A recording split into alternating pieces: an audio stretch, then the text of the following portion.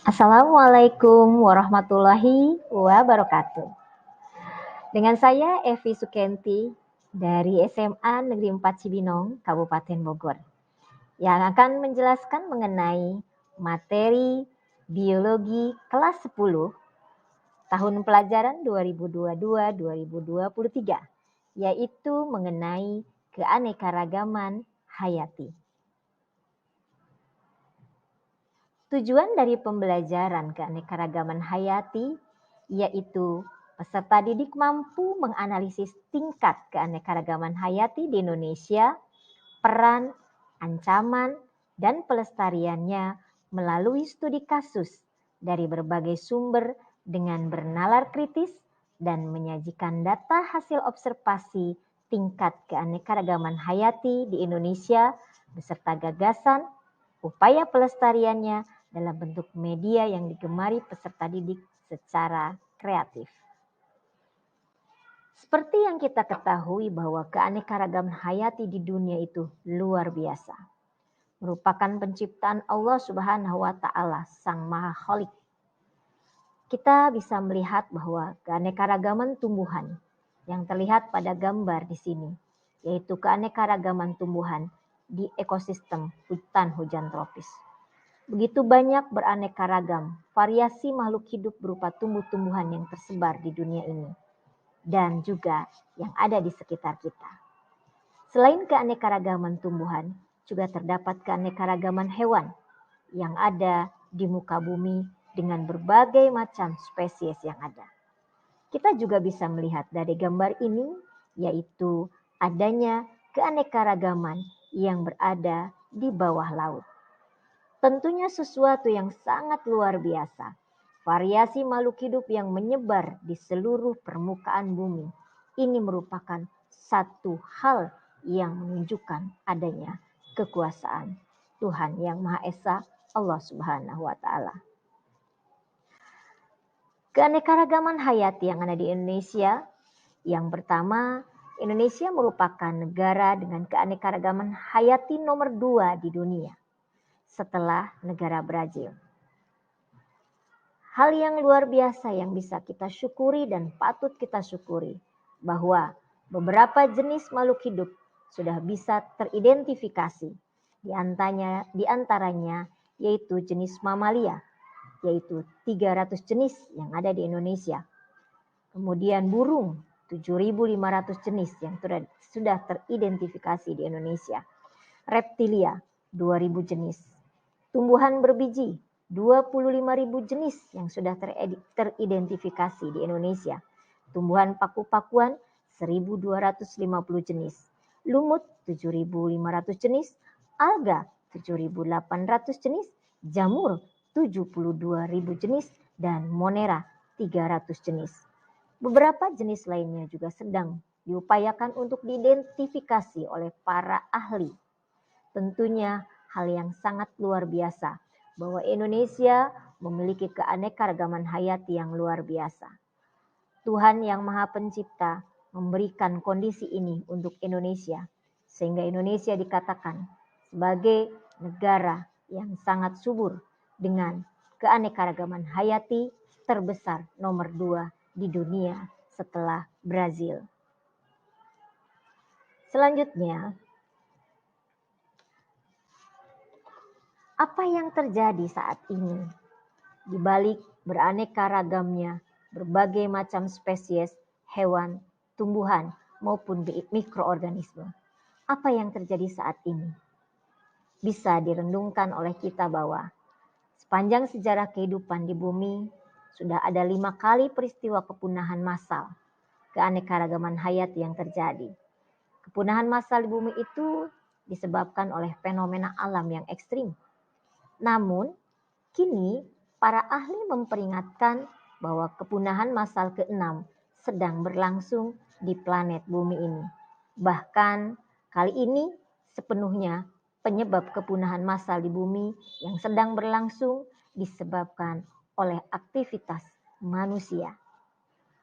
Penilaian komprehensif dari bukti peristiwa kepunahan yang sedang berlangsung ini dipublikasikan dalam jurnal Biological Review. Bagaimanakah menurut kalian, anak-anak ibu tercinta, jika kepunahan massal ini benar-benar terjadi di muka bumi ini? Oleh karena itu, kita harus menjaga keanekaragaman, melestarikan keanekaragaman yang ada di dunia ini untuk keberlangsungan kehidupan anak cucu kita kemudian. Lalu apa sesungguhnya yang dikatakan sebagai satu keanekaragaman hayati itu?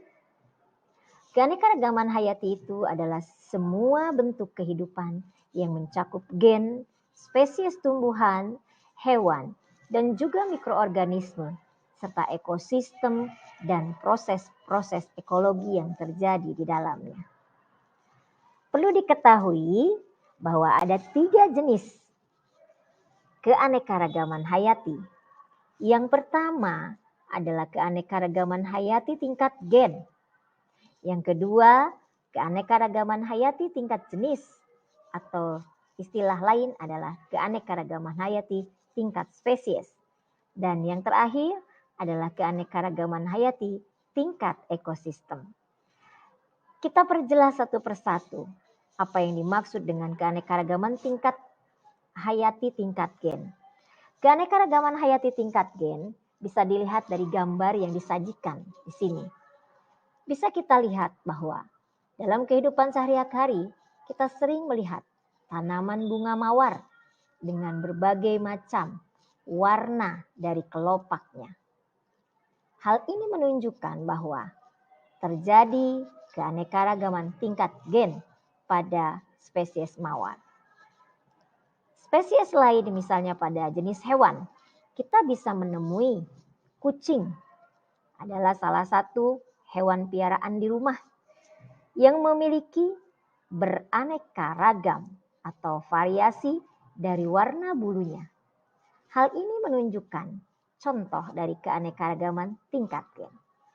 Mungkin yang sering kalian lihat diantaranya yaitu tanaman bunga kertas atau bougainville.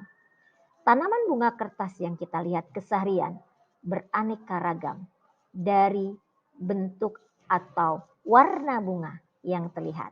Ada yang berwarna putih, ada yang ungu, ada yang oranye, ada yang merah. Variasi dari warna bunga pada bougainville ini juga merupakan keanekaragaman hayati tingkat gen. Lalu apa yang dikatakan sebagai keanekaragaman hayati tingkat gen? Keanekaragaman hayati tingkat gen ini merupakan variasi makhluk hidup dalam satu spesies yang sama, tetapi disusun oleh gen yang berbeda. Inilah yang dikatakan sebagai keanekaragaman hayati tingkat gen. Selanjutnya kita akan membahas mengenai keanekaragaman hayati tingkat jenis, atau kita kenal sebagai keanekaragaman hayati tingkat spesies. Bisa dilihat dari contoh nyata yang terlihat dalam kehidupan sehari-hari.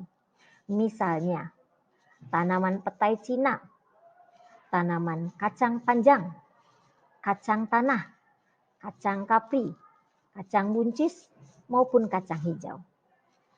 Jenis-jenis tanaman ini berbeda spesies, tetapi memiliki kemiripan yang sama. Karena tanaman ini tergolong ke dalam famili atau keluarga polong-polongan atau Leguminosae. Ini menunjukkan contoh daripada keanekaragaman tingkat spesies. Contoh lain yang bisa dilihat dalam kehidupan sehari-hari yaitu variasi makhluk hidup antara kucing, singa, macan, dan yang lainnya yang bisa terlihat pada gambar di sini. Mereka ini berbeda spesies, tetapi memiliki persamaan ciri-ciri. Mengapa demikian? Karena hewan-hewan ini termasuk ke dalam satu famili, yaitu Felidae. Mungkin tanaman lain bisa kalian lihat, ada contoh-contoh yang lainnya secara nyata dalam kehidupan kalian, di sekitar sekolah atau di sekitar rumah kalian. Di antaranya seperti pada gambar ini, pohon kelapa dengan pohon lontar, pohon aren, dan pohon pinang. Ini merupakan satu contoh keanekaragaman tingkat jenis. Atau dalam buah-buahan seperti yang terlihat pada gambar di sini. ya. Ada semangka, kemudian ada melon dan yang lainnya. Ini merupakan satu contoh dari keanekaragaman tingkat spesies. Lalu, apa yang dikatakan sebagai keanekaragaman tingkat spesies itu? Dari contoh yang sudah dijelaskan tadi. Keanekaragaman tingkat spesies atau jenis itu merupakan variasi makhluk hidup yang berbeda spesies tetapi satu famili. Selanjutnya adalah keanekaragaman tingkat ekosistem. Keanekaragaman tingkat ekosistem ini menunjukkan variasi berbagai makhluk hidup yang beradaptasi dengan lingkungan yang sama. Contoh nyata adalah keanekaragaman pada daerah atau ekosistem hutan hujan tropis. Di dalam ekosistem ini banyak sekali berbagai macam jenis tumbuhan, baik tumbuhan tingkat tinggi, tumbuhan merambat, tumbuhan herba yang spesiesnya berbeda, familinya berbeda, tetapi berada atau beradaptasi pada tempat yang sama. Itulah yang dikatakan sebagai keanekaragaman tingkat ekosistem. Selanjutnya kita akan membahas mengenai keanekaragaman hayati di Indonesia. Seperti yang sudah dipaparkan tadi bahwa keanekaragaman hayati di Indonesia itu sangat beraneka-ragaman. 8.000 spesies tumbuhan yang sudah teridentifikasi, 2.215 spesies hewan yang terdiri dari berbagai macam jenis hewan yang sudah teridentifikasi. Keanekaragaman flora di Indonesia itu dibagi menjadi dua, yaitu keanekaragaman flora dan fauna. Keanekaragaman flora di Indonesia itu terdiri dari dua, yaitu flora Indo-Malayan yang meliputi Indonesia bagian barat, yaitu meliputi daerah Jawa, Sumatera, Kalimantan, dan Bali. Beberapa contoh tumbuhan atau flora yang ada di sana yaitu tanaman miranti, beringin, bakau, anggrek, pinus, akasia, jati, rotan, dan rasamala, juga kayu kamper. Sementara keanekaragaman flora Indonesia bagian timur yang tergolong ke dalam Indo-Australian meliputi wilayah Sulawesi, Nusa Tenggara, Maluku, Papua, dan sekitarnya. Contohnya adalah tanaman kayu putih, matoa, sagu, dan sebagainya.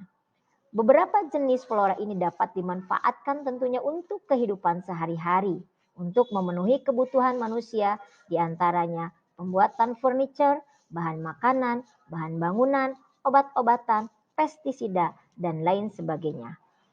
Sementara penyebaran keanekaragaman fauna di Indonesia dibagi menjadi tiga, yaitu fauna asiatis yang meliputi Indonesia bagian barat, yaitu Sumatera, Jawa, Bali, dan Kalimantan.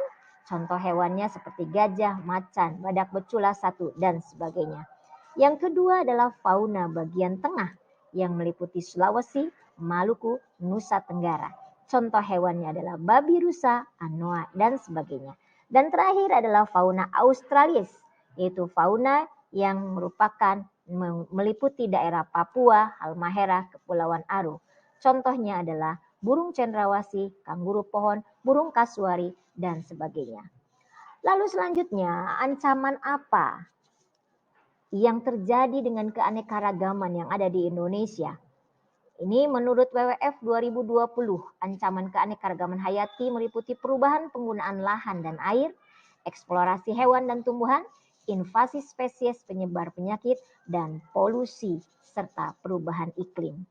Lalu, bagaimana kita bisa melestarikan keanekaragaman yang hayati yang ada di Indonesia?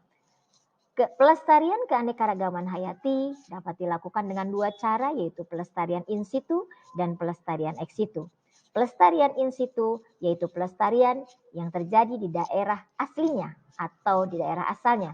Contohnya adalah pelestarian komodo di Pulau Komodo, kemudian juga Suaka Marga Satwa, hutan lindung, cagar alam, maupun taman nasional.